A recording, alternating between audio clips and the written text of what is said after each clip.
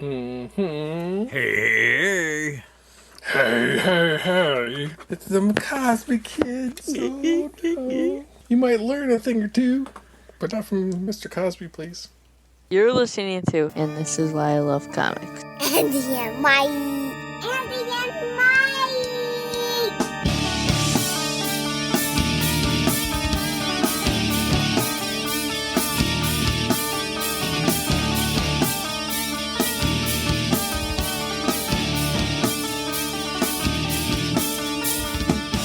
Please elaborate.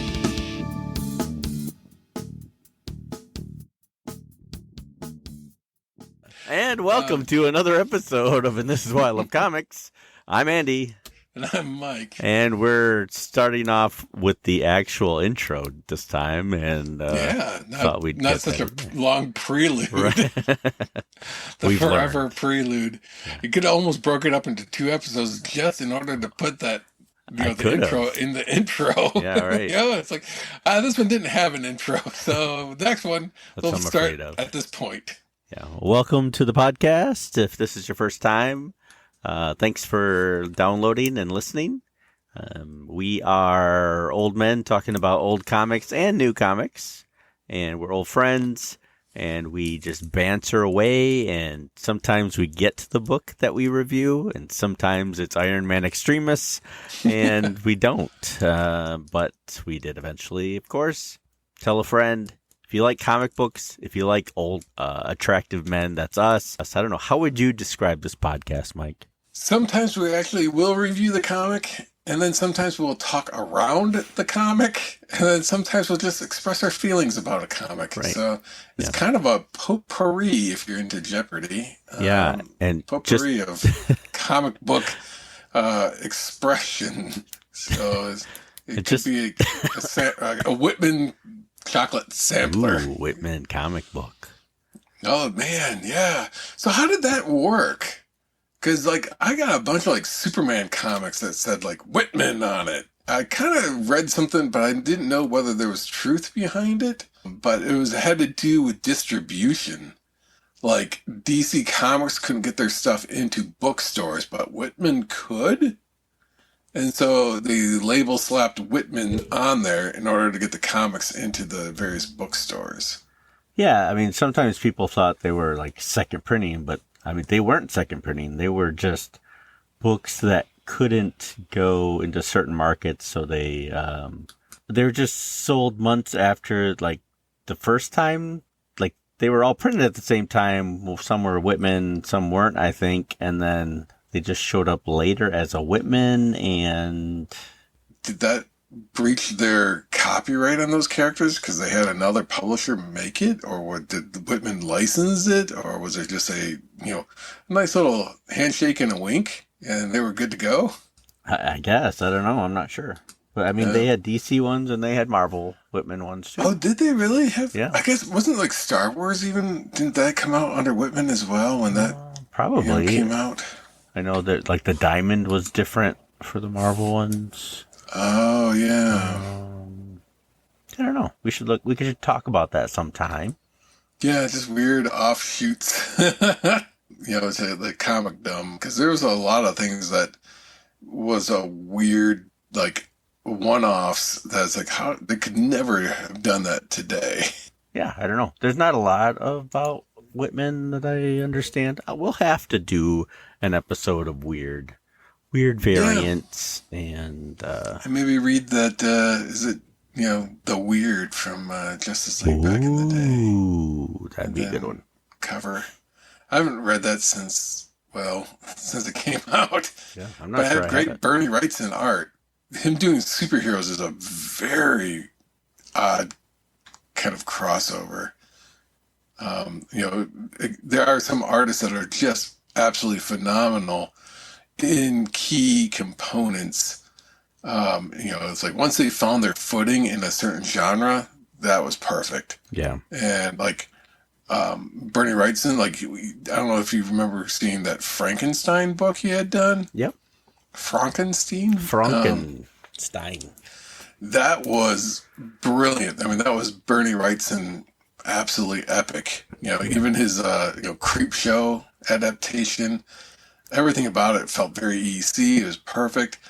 But then, him doing superheroes was like, Yeah, I put no. him and P. Craig Russell, like, Yeah, on a that similar level. ethereal, like his stuff. Yeah, he did like early, like that. What is his name? Michael Moorcock books Mhm. for. I don't remember who published those back in the day. I feel like it was either Kamiko or Comico or dang it, who published those books? But Mike Mignola did a few, but Elric, Oh those yeah, Michael Moorcock Elric. books. That was very P. Craig Russell. And then his stuff that whenever he did any Sandman books, I picked those up right off the shelves without even knowing what Sandman was about. In some cases, it's like, Right. oh man, P. Craig Russell, got it. Yep. I have. Met him once Oh, you at a did? P. Craig convention. Russell? Yeah. Yep. Oh, I don't think I did. Yeah. He and Vince Locke were like sitting next to each other, and I only like brought one book for both of them to sign, meaning like one book for Pete Craig Russell, one book for Vince Locke. And unfortunately, the same book that was for Vince Locke was the book he had stacks of that he was trying to sell and have people sign. And so I bring him only that one book. He didn't see me come up. I had it in my hand. He signs it and then looks at me like, and I'm like, okay, thanks. And I walk away. Yeah. And to this day, I truly think that he thought I stole the comic Yeah. off the stand. I just checked his webpage and he has a picture of you on it. Yeah. With, If you see this punk, where's from my now, $2? yeah, at the time, I think that's what comics were going for. Yeah. I do Yeah, have I a miss those signature days. on the Weird from Bernie Wrightson. Oh, really? Yeah. Huh. I don't think Number I one. actually seen him at all. He's sadly passed away now. Bernie Wrightson did? Yeah, Oh. pretty certain he did, and not that long ago. It was kind of like, yeah, but his stuff is fantastic. Oh, yeah, 2017. He Oh. passed away in 2017. I didn't know that. So, yeah, his Swamp Thing, it just had a very classic style, very amazing look. And, his ink work, there's rarely can you ever find somebody who did a better job with his inks. Everything, horror was like his forte. But yeah, it's interesting because like sometimes you meet these people, and it's like you draw all these creepy things, and you do this so well with this like kind of grossy out artwork, and then you meet them, and it's like, why, hello, Yeah. it's so good to see you. This super super nice individual. And it's like, oh, holy crap, you're throwing me off here. Right. I Not what I wasn't prepared imagined. for this. Yeah, you're supposed to be very terrifying yourself, sir. Yeah. And this is definitely not that. Vince Locke was at a lot of conventions we went to. Yeah, and I think it had to do with him being like a Michigan native or something like Right, that. yeah. He's from the And area, so, yeah. I think he's hit up the Grand Rapids every time, too, so. Yeah. I just don't have a lot of his stuff. I mean, I like it, but I just haven't collected it. I had some of his Sandman stuff, but probably sold it by now. Vince Locke had a nice scratchy, but very well, designed, and storytelling was always solid. But again, like you said, I didn't get a whole lot of his books that were, like, oh my gosh, I got to get these, or oh, I got to get that. I wasn't going out of my way to get Vince Locke material. Which is nothing against him, No. just not. He wasn't doing the books I was interested in at the time, and Yeah. probably now I'd be like, oh, okay, that's from Vince Locke. Like if I saw a run of Vince Locke in the dollar bins, I'd be picking him up. Yeah. Well, I went through a dollar bin. I was going to tell you this earlier, Oh, but good. I actually did it. I thought, well, let's give it a try. Did it take like some breathing exercises Oh and man, it a slow did. walk? Did you turn It was around a kinda couple times thinking, "Oh, I can't do it. I can't do it." I did. And, it's one of those things like, can someone hold my hand? It was, but yeah, I could. It was a legit struggle to get to that point, and I went through. And these were short boxes, and they were bagged for the most part. they were all bagged. Some of them were boarded, but they were all bagged. And I was flipping through, and then after like I got halfway through a box, it was just like grab a random clump, flip, grab a random amount, flip. Just kind of like not even looking through each issue. And then all of a sudden I hit kind of a jackpot, and I was like, whoa. Then I slowed down, and it was all like Alex Ross's Marvels. Okay. That entire run, including issue 0, Nice. was in the dollar bin. So I paid, all of $5 for that entire. That's amazing. So I was like, yeah, I can do this. Right. I can make this happen. So you never know what you're gonna see. I mean, Yeah. It was that was kind of the mystery of it all. I was like, oh, well, that kind of was not what I expected. And then I also picked up something because of it being in the dollar bin. It had 0, like I would never have bought it, not even looked at it, but it was a crossover issue of Batman 66 and Archie. And I thought, that's pretty dang amazing. I'll have to get this. right. And so it was like Adam West, which is already campy, Archie, which is really campy. And the Punisher. And yeah, I think I had that issue somewhere. Yeah. But I didn't get a whole lot. That was like the first of like Archie's experimenting, And I was like, we'll have him cross over with something so outrageous it'll make news. And, a nice little publicity stunt for both properties. Yeah. And, do you know yeah. anybody that collects Archie? I ranked that with do I know anybody who's ever seen the second Avatar movie? But somehow it made $2 billion. And it's like, to this day, I still don't know anybody who's seen Avatar 2. I don't either. Yeah. It's like, who's watching this? And watching it enough to generate $2 billion. And it's like, oh, don't know. Must have done really well overseas, Yeah, it's like the only movie that made it out of the United States or something. Only movie China liked. Yeah, it had to be, because I could not figure out, like, $2 billion. I thought it was already come and gone from the theater. It didn't last long near us. It's like, is this fake money? Are you guys just printing? It's gotta be.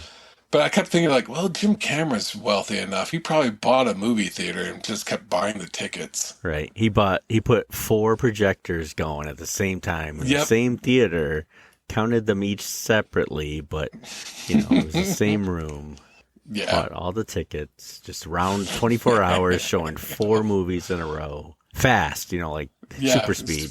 Speed run through it. Suddenly we'll get bombarded with mail. I saw the movie. It was terrific.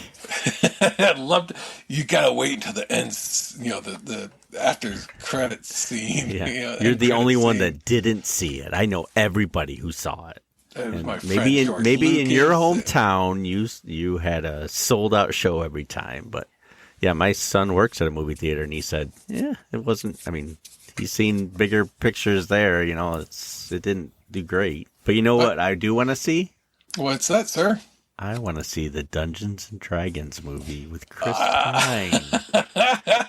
I know it's going to be campy and I don't have high priorities on it, but that's the great thing about it is I just want to see an owl bear and some gelatinous cubes and some guys running around doing some D&D type stuff. That's what I want to see. I don't, it's not going to win the Oscar for the best movie, but if you can get like a series of movies that just kind of poke fun of itself, but try to be a little serious at times too. It knows the source material. Right.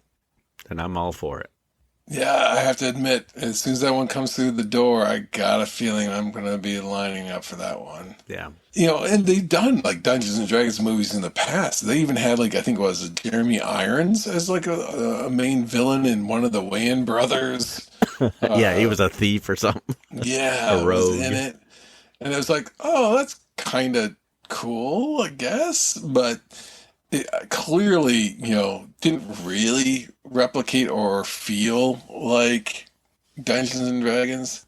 It was just that name only. In this one, though, it's like, holy crap, if they drop a D20 at some point during the movie, Right. I would not be surprised, you Yeah. know?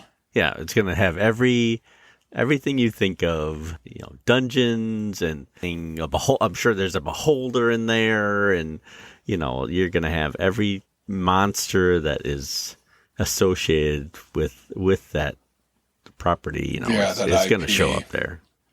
Yeah, and there's so much other they can pull in that people would be like, oh, yep, got it. Know that one. I got that reference, caught that one. So it's like, yeah, this is. I'm completely with you on this one. It's like I really am looking forward to this movie. Yeah, and I didn't think I would, but No, I thought it was just going to be the dumbest. Like they're doing a Dungeons and Dragons movie. Didn't they learn from the past several that just didn't make it? right.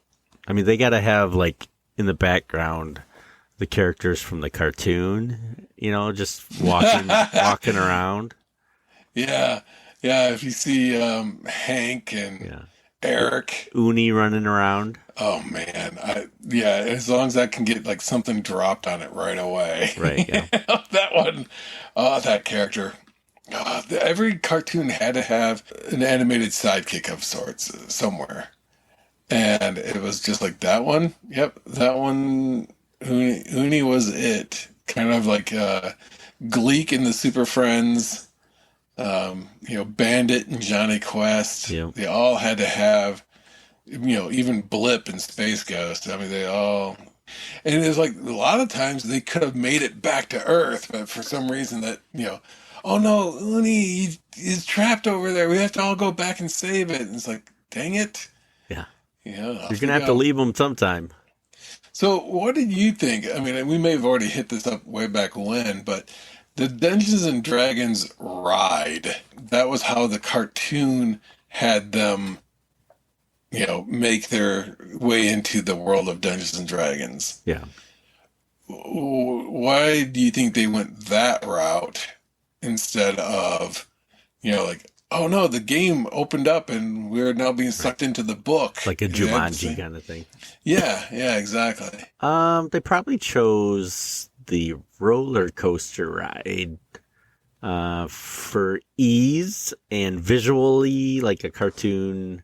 And then I think they wanted to have a variety of characters from different backgrounds. And the only way, like they weren't, I guess, were they friends? Like, no, they weren't.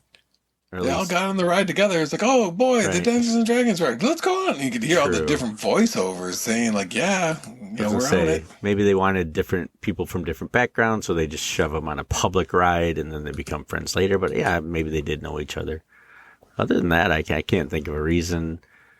I mean, they might as well just gone through a tunnel while coming back from Gen Con, or Yeah, they're all in the car together. It's like, wow, we survived another night of gaming. Yeah, that was a great game. Oh no! And off they went. right.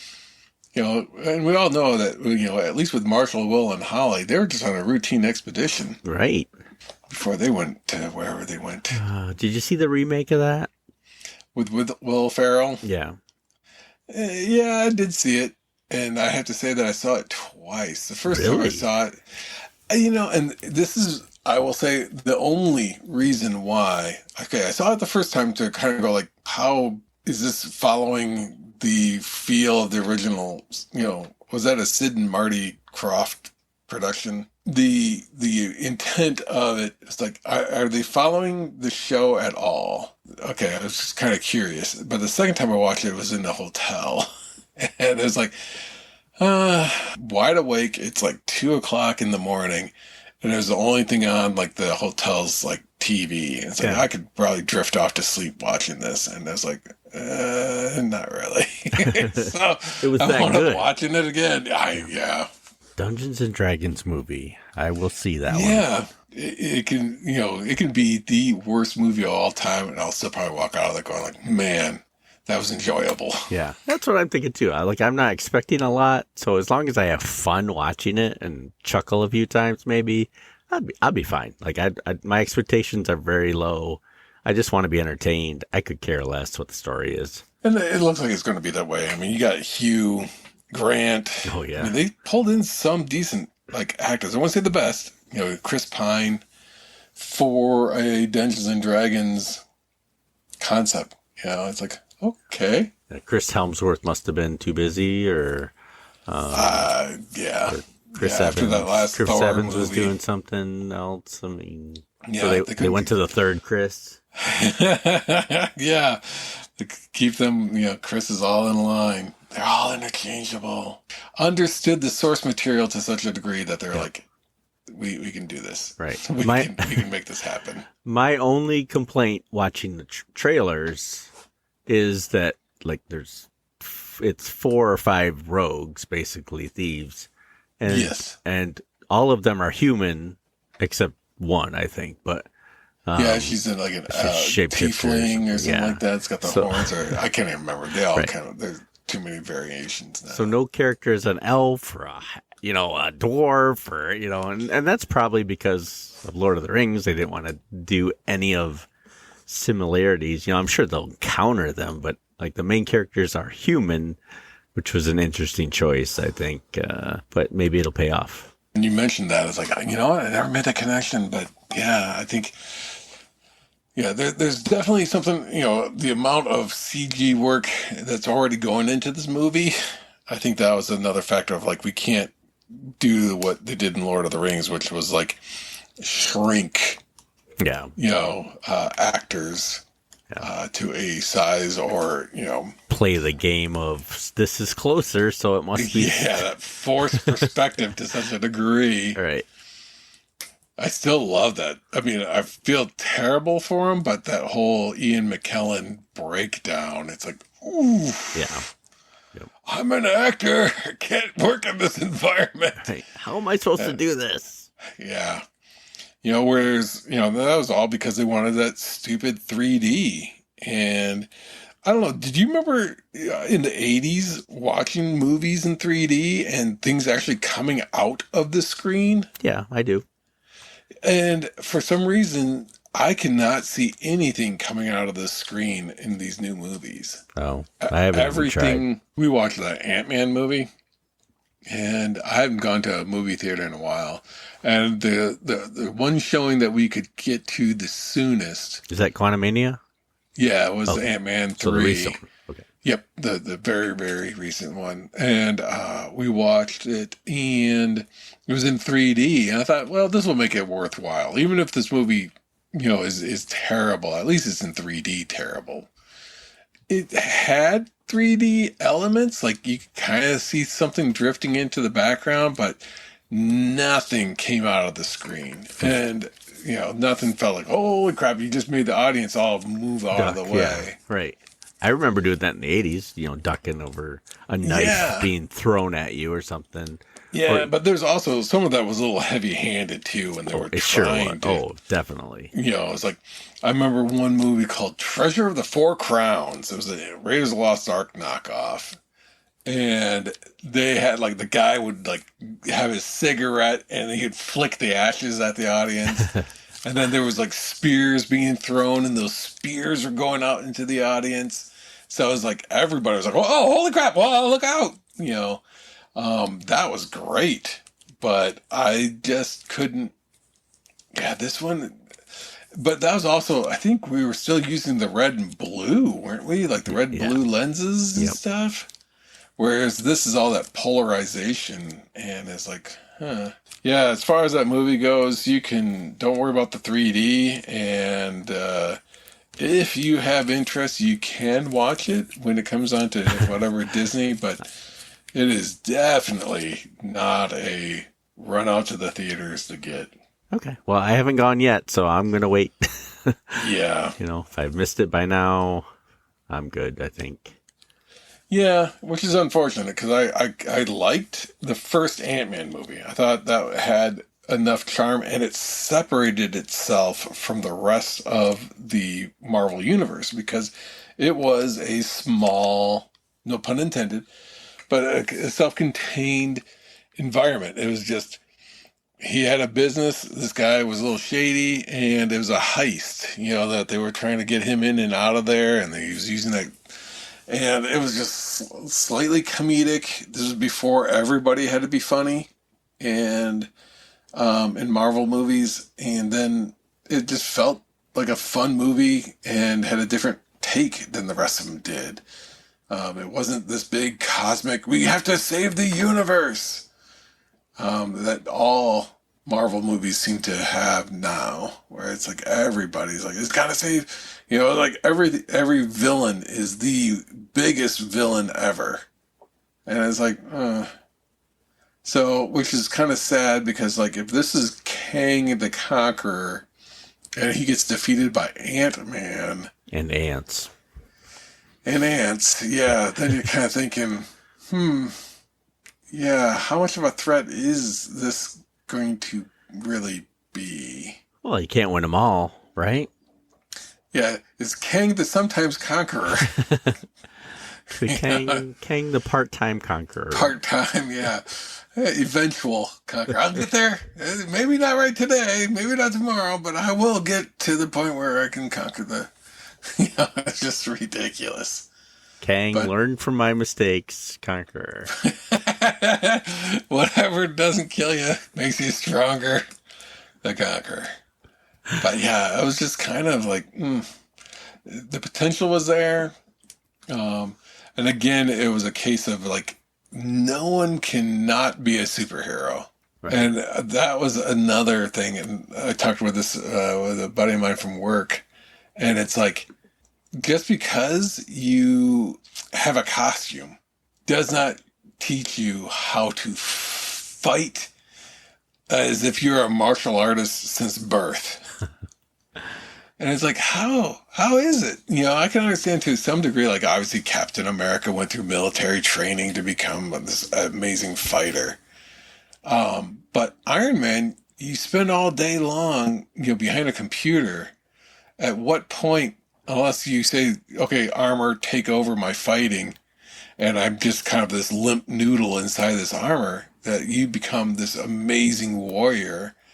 And Ant-Man was more or less a thief. Right. How is it that he's like fighting, and just and then in this movie, like Wasp, which is again another scientist, amazing at fighting. Right. And then, their daughter, yeah, amazing fighter, and takes out so many of these villains on her own, and zaps things with her wristbands without missing anything. It's like, I've had full-blown firearms classes on how to effectively and safely use firearms. And even after those classes, I still couldn't hit all the time with any consistency. And this girl is like, without even looking, blasting things and dead center. And it's like, how is this possible? And I know, yeah, it's all fantasy. But it's like, show some progress, right. To go from 0 to 100 just because you just got a suit of armor or whatever, a costume. It's like, holy crap.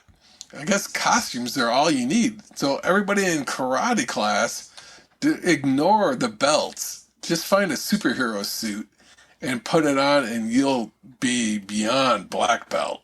It's like this. It's all that Stark technology, Oh, and that's got to end too. Because there was something fun about, like, I got to get this costume on, and the struggle of putting on the costume, or, taking the costume off, or having a physical helmet that you had to carry around with you. But now it's like, just throw your head back and your costume, and it peels digitally all the nanotech particles. Right. Pull it away from your face, and it's like, what? But... And that's why I love Ant-Man. Yes. It was a movie. I mean, Iron Man has the extremists, in his system. So, yes. I mean, as we've learned before, he's just do time travel and figure out things within a couple days.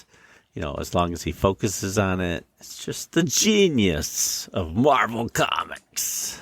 Yep, the House of Ideas.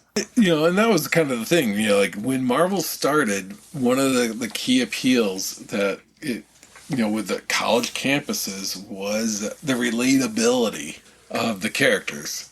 It's like Spider-Man was a teenager and he had problems, but he was still a superhero. The Hulk had anger issues, but he was still a superhero. Iron Man, fought in wars and, had injury and failings of his own. He was not necessarily the best of heroes. The X-Men, they weren't that popular when it first started, but, they also, it's like, we're ostracized for who we are. And it's like, this is all great. Now it's like, none of that seems to... They skip it right to the, hey, I know what I'm doing, and I'm not... Yeah. Yeah, no problems. Or they have one issue where they get their powers, and they don't know what they're doing, and then the next issue, they're like, I figured it all out. Yep. No character growth needed. So, speaking of, like, powers, did you... I don't really follow, like, the current comic books, but I guess Superman got yet another, like, weird powers of Can over you turn time. back time? He got, like, sucked into this black hole, and then he managed to... Did he come back out in the 25th century? Oh, man, that would have been great. Like, that would explain the Legion of Superheroes. Boom. And then start over from there. But it was just like, he can now travel through time because he can fold space on his own. And it's like, what? Huh. So, I mean, I remember, like, the Golden Age / Silver Age of Superman. Really, it was the Silver Age. But where he would, like, link planets together with a chain and then pull those planets in, to save them from a dying star. I mean, he was like, pretty super back then. Yeah. If there's a being who can do that, it's like, okay, Metropolis, you got zero crime. Right. Really? If this guy can legitimately pull planets, not just a planet, but a series of planets with a chain, yeah, you're not going to have any crime in the city that you say you protect. Right. What's next? Is he going to have this song that he sings out and changes dimensional things, and it's like the best song ever, like better than Taylor Swift, and then like it hurts Darkseid or this vampire. I'm sorry, not Darkseid. It hurts this cosmic vampire and just like summons the Green Lanterns, and I don't even know what else happened in that Dark Crisis thing, that crisisness. Yeah, I forgot about that. I mean, he's always getting new powers, so that's pretty cool. And I don't mind a new power here or there, but it's almost like put it at the expense of something else, or put it that you... Just tell a good story. Yeah. Tell the good... But yeah, he apparently, like Lex Luthor, they fight on the moon, and Lex Luthor banishes them across the galaxies using some sort of device he created. And it's like, haha, I've conquered Superman. And then all of a sudden, poof, this dimensional rift opens up and he flies through it. And it's like, hey, there's Superman. Didn't even phase him. Like, he wasn't even gone for more than like 2 minutes. And he came right back and then just touches Lex Luthor's armor and it falls to pieces. So he's truly super now. Yeah, almost like it's no longer Superman, it's like Divine Man. Yeah. And it's like, It's superior, man. Yeah. And it's like, unless that's leading somewhere, like, is it going to be where he's, like, becomes so powerful that there's, like, he becomes a threat? Kind of the Dr. Manhattan. Right. Where it's like, yikes. I know how to defeat him, though. You just get him really close to the sun. Yes. Yeah, that seems, according to Grant Morrison, that's all it takes. That's all it takes. Get him a little. See how I'm adding in all the books that we've read, in the past? Nice. Yeah. Nice little pull. I don't remember the titles, but it's those books. Did you ever, last episode you started coughing? Did that ever go into a full blown disease? No, that's just was what I called a sympathy cough. Oh, I just knew that we couldn't have it only coming from you. Yeah. So I felt kind of obligated. So, Speaking of good books, oh yes, very good books. or are we? Um, Oh, we are talking about a book today. We're going to try anyway. And this is from IDW. I was going to say IWD, but no. That was where my dad worked. IDW. oh, that's right. Yeah, Um, I was also thinking like, did you get a DUI Right, or yeah. what is this? It is by, what are their names? I'm looking. Joe Joe Hill. Hill and Gabriel Rodriguez. Joe Hill, of course, is Stephen King's son. Is that right? Yes, correct. And Gabriel Rodriguez, he's from Chile. And they did a book, and we are going to discuss, probably briefly, I'm not sure, Lock and Key, which apparently was also a TV show, and I didn't even know that. Yep, Netflix exclusive. Yeah, I'm out of my Netflix there, so I don't know. Yep, same here. I had the opportunity and I watched part of the first season. Yeah, I'm going to kind of jump in a little bit, but I read this whole series and it was like I burned through the entire run. And, I waited until all the issues in the storyline was complete. But then I read them all. It was just like, boom, went right through it. Kind of like what I did with Invincible. I like read nothing else. Yeah. And that was like the exclusive book was that book. So you've read this before. I have not. Correct. Okay. And then I watched part of the Netflix series. I didn't watch too much of it. It didn't quite line up with some of the book's elements. And I think it kind of missed as a result by not following the book a little bit more closely. But I guess some of it you just can't be too in line with everything, too faithful, I guess. So this was from, what year was this? Yeah, it goes back a ways. I think it was, I'd have to.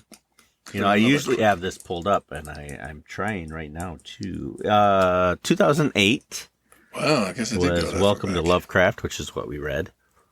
There's 37 issues on the original run, and then 8 issues on something called The Golden Age, which is also an episode we've read, but it was a yes. different Golden Age. Yep. And there's a crossover with Sandman. Yeah, is that I know that's official. Like they both said that it's part of the Sandman universe, but is that an official book that came out? Sandman? Yeah. Lock and Key? Oh, okay. Yeah, it was a crossover event. So I don't remember how many issues it was, but it was kind of like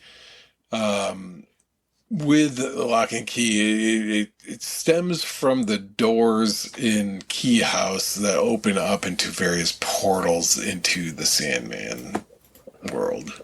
Gotcha. Okay. So, Lock and Key, Welcome to Lovecraft. What'd you think of the series as a whole? You've read the entire series, so you know more. What's your opinion on this series? It's so I've already gone through quite a few of like Joe Hill's novels, like Nosferatu and these other works as well. I think it was a Heart-Shaped Box and some other ones. Really, there's some similarities to the Stephen King, and it's kind of definitely dark and horror without holding back necessarily on the horror. So I was already in that mindset when I started reading this the first time of like, this is going to be more or less a horror novel with some sort of weird twist to it. And it felt exactly like that. So, I mean, this could have easily been a Joe Hill novel. It did not have to be a comic book, but I do appreciate that it was a comic, and I thought the art was phenomenal. It had its own style, but that style was ridiculously consistent. It was like people's proportions weren't always right, but from whatever angle, those proportions were consistent. So if a person had like, a very small face, from every angle, that small face was there. and the detail that went into, like when the house itself, the key house is shown. It's like that architecturally is stunning how much detail went into it. And panel to panel, there are, I'd almost say if there are more than a handful of panels that do not have a full background painted or drawn in, to give it a setting. And it's like, oh man, so I mean, it's just, and I made comment about it in Iron Man Extremis of like photoshopping and using the same drawing multiple times. Yeah. I felt like it worked better here. There's a key sequence that, to go into some of the spoiler territory, but it's what the whole story hinges on is, the vicious murder of the father of these characters, of the main trinity of kids, has them all having to, start life over again from this traumatic moment. But from there, it's just, oh man, I mean, the detail work, the drawings, the grim, very brutal, graphic approach. It's excessively violent, more so than the Netflix show was, which is kind of surprising considering. But the Netflix show felt more like this could have been on the CW instead of Netflix. Okay. Basically, the father gets murdered. They all realize this is ridiculous. We can't, continue our lives like this in this place because of too many memories. So they move all the way to Massachusetts, Lovecraft, Massachusetts, and pick up their lives from there. Unfortunately, the house that they move into is got its own special, unique features. Yeah, it's a character in itself, really. Yeah. And as the story progresses, more and more gets explained and so forth. But it's a house of mystery. Yeah, truly a house of mystery. And that's one of the things in the Sandman crossover is that they cross over with the characters from the House of Mystery. Nice. So that Cain and Abel characters that showed up in Sandman as well. But yeah, and there's keys that open up doors where you have to line up the key with the right door, or some keys don't need, any specific door, but it has a certain power of its own. But it's all these different keys. And there's a variety of them. And it starts off, with the ghost key that basically lets you open a door and your body falls limp and you go astral to kind of do the Doctor Strange. And that's pretty much the main key of this first 6 issues. Correct. There was one other one called the Anywhere key, but that was pretty much the 2 keys. And it was fun, it explored these characters, gave them some dimension. You could tell that the little kid, and I'm kind of curious, since you didn't see the Netflix show, the name is spelled Bode. How in your head did you pronounce that name? Bodhi. Bodhi? Okay, I was the first time I read it was like Bode. Yeah. Because like Ode to Joy or any of the other, like ODE was always just kind of Ode. And so it's like just put a B in front of it. So it's Bode. And it's like, I guess maybe Bodhi's the right pronunciation. Yeah. And probably the first time I saw the name, I probably did go Bode. And then as I read more, I was like, that's got to be Bodhi. And, there's some flashbacks but Bode D, caught myself there. Bodhi finds the ghost key, goes around and finds that spirit in the well. And it gets released and starts causing mayhem, as well as the murderer of the dad gets released and causes mayhem. And so they all kind of come to a head at the key house and have a confrontation. And that pretty much kind of wraps it up without having gone into too much of the tinier details. Yeah, they really wrap the story up pretty good, and it's intertwined. You go, oh, why did this kid want to kill the dad? And then they touch on that, and then in a flashback, and it's kind of wraps around pretty nicely.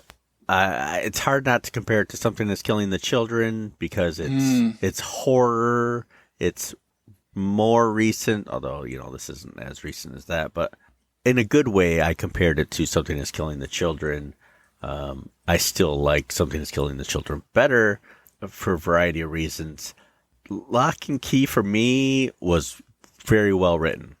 Very well written. And I loved a couple of twists and turns.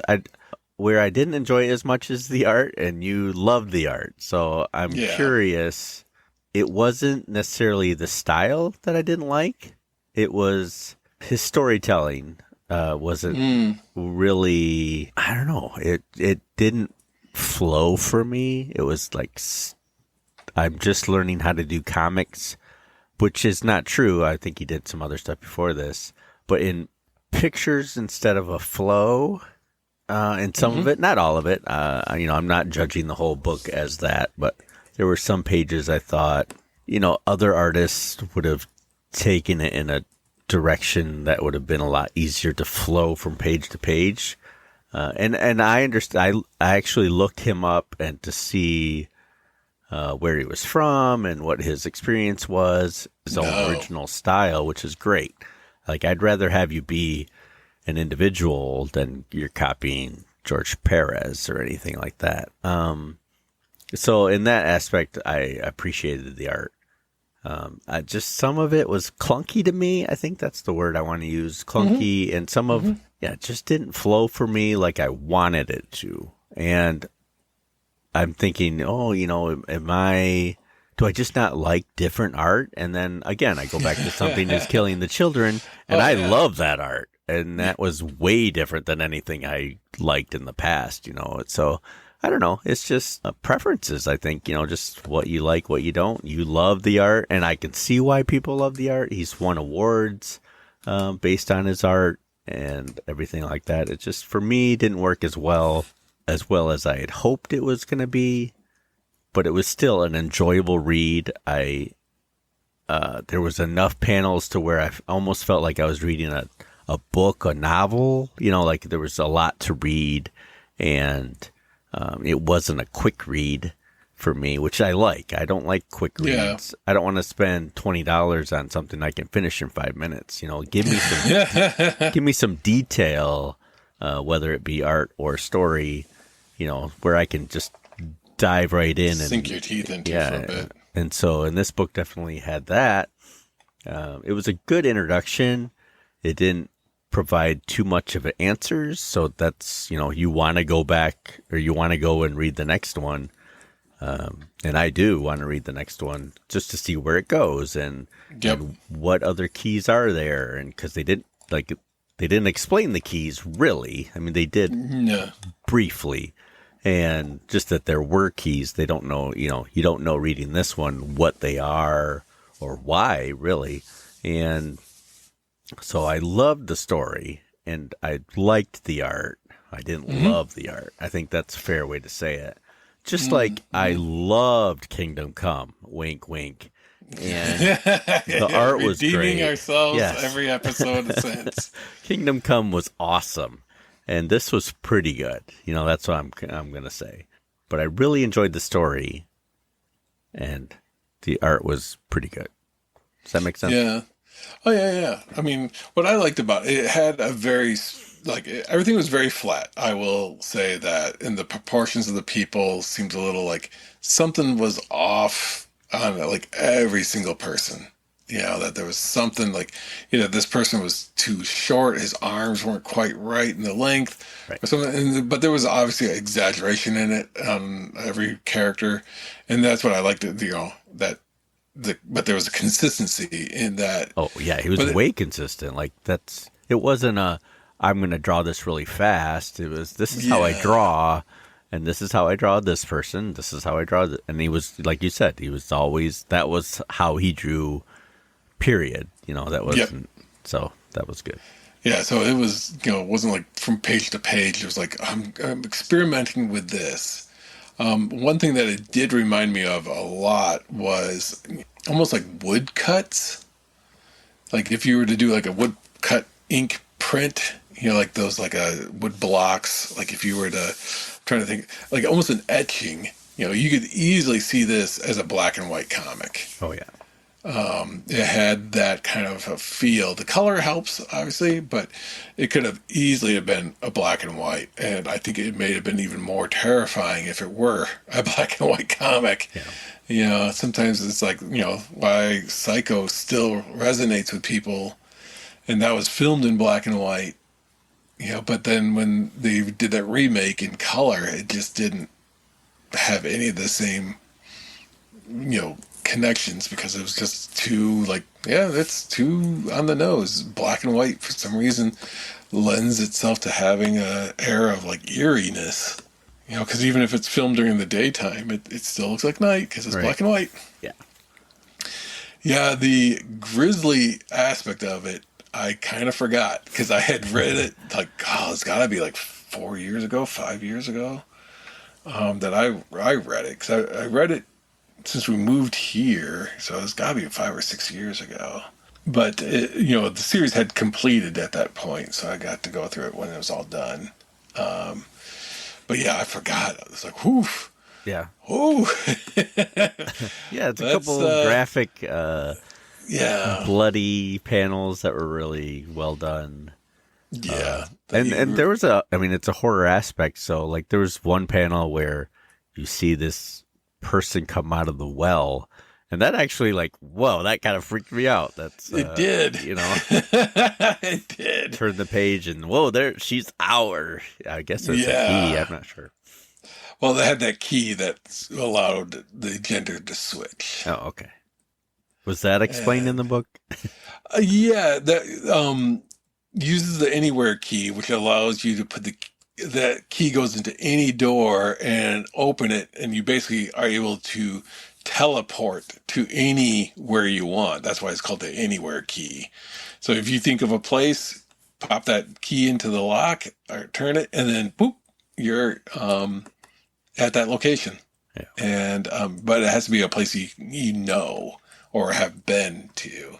After Dodge / Echo / all the different names that this character has, I think it's only referred to as Echo in this book. Yeah, I think so. Well, at the very end, he introduces himself as someone else, though. Yeah. Has that, grabs the anywhere key, goes to what was like their old room, grabs a few things, and then it leaves. But in grabbing that stuff from the anywhere key, goes to that room. But when they're in the room, they pull out what looks like kind of a Janus gate kind of a key, like deal, where it's like it's got two faces on it, and then it has the male female symbol. So it's implied that you go use that key, walk in the door, come back out as the other gender. Oh, okay, that makes more sense now. Thank you. Yeah, and then so there was, I think, a total of 4 keys in this, but I think the 2 primary keys was the ghost key and the anywhere key, but then I think there was the gender key, and then at the very end, Bodhi grabs that mind key, and that plays a huge role in the through the next, when he was fishing. Right.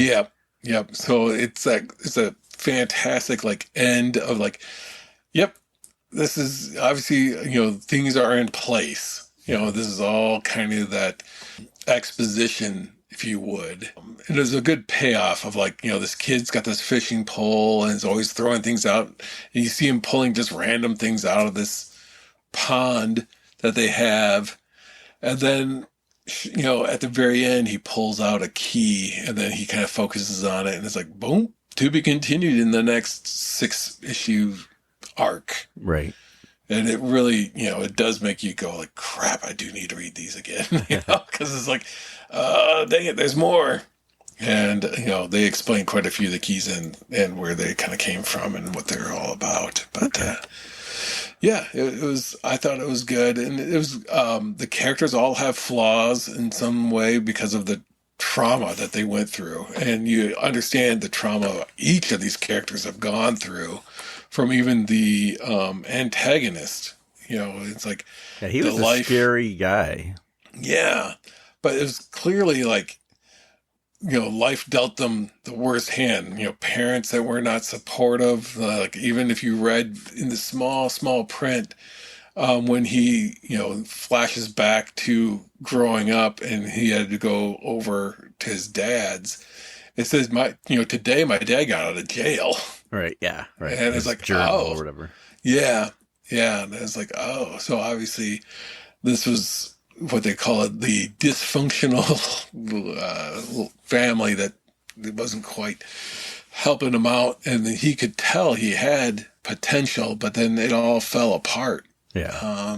And even to the point where it's like, the Locke family's dad who winds up dying is like, I'm not going to write you this recommendation letter. And that was like his last hope of getting out of that. So it wouldn't say that that was sympathetic as to why he did what he did, but it does kind of pull around that concept of like, yeah, I can see if that, like, my life was nothing after this because I was never able to get into college because you didn't offer me that letter of recommendation. Right. And then he ends up killing him, and that's when everything goes, and you find out why, what led him to go over there in the first place, and who knew him before, and it was a well done, wrapped up story. Like if I didn't read another one, it was still a good closure to this storyline. Like I'm sure there's more to it, but you got enough answers that I was satisfied at the end. Like, okay, Yes. if that was all there was a beginning, middle, and end. Yeah. And it was really the story arc revolved around the villain. Yeah. It explained, the world around them and, that each of the characters were having to, resolve themselves through how they were going to cope with the loss of their dad. I thought that was great. So like the mother kind of rolls into alcoholism, and then the daughter is like, I used to be this punk rock, the world, owes me to, like, now I need to blend in. It was her coping mechanism, and they all had their own kind of coping, and it's like, wow, this makes them much more believable as a characters, as opposed to like, oh, we're all happy, we're now in a new place, and you forget all about the trauma that they had gone through. And it's like this impacts them and impacts their decision, but solid storytelling as far as like, these characters and where it's heading. And then as the story progresses, as it goes on, and it does wrap up well. It's one of the few things where I think Joe Hill surpasses his dad, is that has a satisfying ending and one that's merited. Stephen King as his last, that book, it was called Under the Dome, and the book was like, I don't know, like close to 1,000 pages. It was some ridiculous number of pages, and this is this whole mystery about like, where did this dome come from? It just appeared one day, and all the the people that were trapped inside and having to cope with it, and then it's all like wrapped up in the last like 2 pages. And you're like, what? Wait, what? It's like you just went through 998 pages and it's wrapped up, and it was a dumb, like, oh, it was this all along? Oh. And it was such a, like, it made no sense. It was like, okay, whatever, but there's been a lot of his King's books where it's like he does an amazing job developing characters, developing realistic dialogue and situations and so forth, and you feel for these characters. But the ends, for some reason, I don't know if he just doesn't want it to end, kind of like how Tolkien didn't want, the Lord of the Rings to end, so he just kept adding on more and more endings to it. Yeah. And I was like, good grief, wrap it up, dude. But this one, I have to say, it's like, yeah, it's really, it has a solid ending, and it keeps getting creepier and creepier. And obviously the Lovecraft is not thrown in there just as like a little wink or anything like that. It legitimately echoes a lot of, Lovecraftian kind of horror. I loved the series, and I was glad to have read it. But like I said, I read it straight through. It was a kind of a binge read. Yeah, I read Stephen King's 1963 and loved it till I got to the end, and then it was like, what? That's whatever. That's not where I wanted it to go.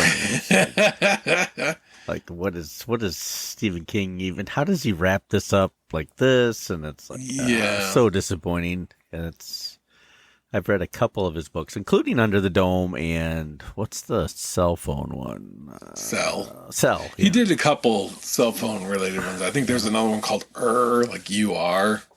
And they all kind of have that same feel of like you're rushing, like you build everything up. Right. But and then it's it's so descriptive. And then towards the end, it's like, oh, I said I'd only do 60,000 words. I'm nearing the end here. Let's see if I can wrap this up. And I'm waiting for one, and it may be ironic, but the next one I'm looking to get is he wrote fairy tales. Okay. And a book of fairy tales as told by Stephen King. And I thought, oh, this could be interesting. And I'm like going, this is the ultimate Stephen King, where it's like, this whole story goes and goes and goes until at the very end, he just says, and they all live happily ever after. It's resolved in like 8 words. The end. Next, we're going to talk about this, and they all lived happily. And the next one, they all lived happily ever after. And the next one, yeah. Do you think Joe Hill is sick of people who talk about his books, then also talking about Stephen King? Like, like, that's my dad, not me. Don't stop. Yeah. Hey, how's your old man doing? Right. It's like, I'm my own person, dang it. Yeah, and I mean that's why he got the Joe Hill name. I think Hill might be his middle name or his mom's name, one of the two. I can't remember where the Hill part came from, but he just wanted to make certain that he put separation and then kept it that name kind of like as a pseudonym to kind of get him a little bit more credibility. As a writer on his own without having to necessarily resort to your old man's money is carrying you through this, because there's several people where my mom loves this author named Dick Francis, wrote all these mystery novels that had to do with horses in some capacity, horse racing. And it turned out that Dick Francis was I think a former horse jockey or something like that, but then loved to write and wrote all these with a specific theme around horses. Well, continued to write until he was too old to write, and then his son, Felix Francis, starts taking over the mantle. And initially it's like, Dick Francis and Felix Francis wrote these novels, and now it's just Felix Francis. And it's like, somebody give you a crutch, to kind of get you in. Right. It's like you couldn't do this on your own. You couldn't have just come up. And that's not that I disrespect the person, because obviously they're accomplished. They're still cranking out books and they're doing their thing, which is great. Obviously if you didn't have talent, you'd only have one book and be done. Yeah. But it's always who you know. Yeah, that's what I kind of think. It's that there's a lot to be said about that. So, and if you were in the right place at the right time, and that you should listen to another episode of this podcast, please take your pick. We have 30, plenty to choose from. 37, 38, something like that episodes, Yep. And we're gonna keep cranking them out now that Sick February is over. So. If you liked Lock and Key, you should let us know why and what did I miss about the art. That I think I know, but you tell me what I missed and tell me I'm crazy. That's okay. I am. Join the Facebook group. Let's see. Our webpage is This Is Why I Love Comics podcast at buzzsprout.com. Email us at thisiswhyilovecomics@gmail.com. We're on the Twitter and this is why IL1. Join our Facebook group, and this is why I love comics podcast. Try and find me on the TikTok. I haven't done anything in a while, and I should. I'm sorry, Yeah, but you've only ticked. You haven't talked in a right, while. I've only talked once or twice or 4 times. There's a support in the on the webpage if you want to support us and pay for some of the bills. That's great too. You don't have to. Say thanks to producer Tony, former co-hosts, well, not former, their co-hosts Matt 2.0, 10.0, and Kevin, and our gaming friends. They've all been on the podcast. And this is why I love comics. I'm Andy. And I'm Mike. All right. And thanks to Thunder Chicken for the tunes. Check them out on Spotify. Here's a little sample. A little ditty about thunder and chicken. The thunder. Living in the heartland. And the thunder rolls. God, what? And the chicken strikes. Oh, there we go. Rock on. If I had a lighter, I'd get it going.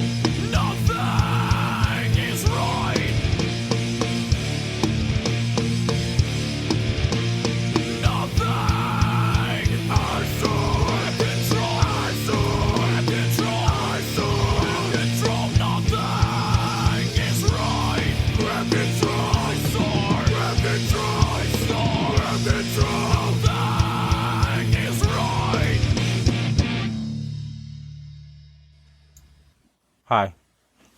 There you go. Okay. Wait, mysteriously quiet. I'm like, can I keep going? I can keep talking. Don't worry about it. I can fill in space. Yeah. Okay. I'm thinking of a number, and I have to guess my own number. What else can I do? What's your favorite color? I think my color is brown. Okay. Yeah, what brown. else? Yeah.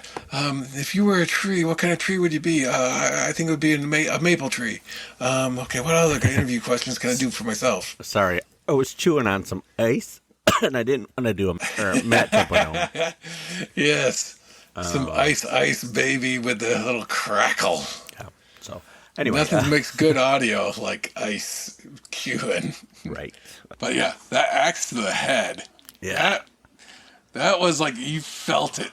Yeah. I like this pair of scissors to the cop's eye, and Yeah, that was the other one. I mean, if they went grizzly, they went full grizzly. Right. You know, it's like, man, once you go grizzly, you can't go back. No, kind of that's thing. what It's I've like, heard. Man,